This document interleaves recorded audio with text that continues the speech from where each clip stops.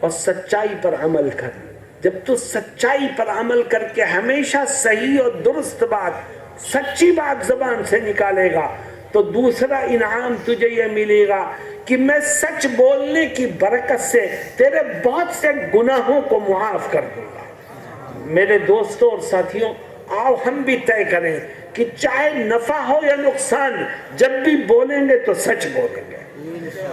کیوں بھائی، اس پر عمل کرو گے؟ اور میں تم کو یقین دلاتا ہوں کہ تم سچائی پر عمل کرو اور ہمیشہ سچ بولو تو دیکھنا تمہارے ہاں کا ماحول بدل جائے گا، گھر کا ماحول بدل جائے گا، محلے کا ماحول بدل جائے گا، خاندان کا ماحول. ہر ایک کے دل میں تمہارے لیے محبت کو اور پیار کو اللہ پیدا کر دے گا. سچائی کی یہ خوبی ہے. اسی لیے حضرت محمد مصطفیٰ صلی اللہ علیہ وسلم ایک حدیث شریف میں فرماتے ہیں الصدق ینجی والکذب یہلک، کہ سچائی انسان کو نجات دلاتی ہے، بہت سی پریشانیوں اور آفتوں سے بچا لیتی ہے، اور جھوٹ انسان کو پریشانیوں میں مبتلا کر دیتا ہے، ہلاکت میں ڈال دیتا ہے.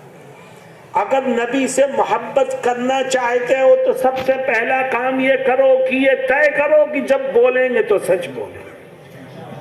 کیوں بھائی، اس پر عمل کرو گے؟ دوسرا کام فرماتے ہیں اگر تم مجھ سے محبت کرنے والے بننا چاہتے ہو تو ایک دوسرا کام بھی کرو.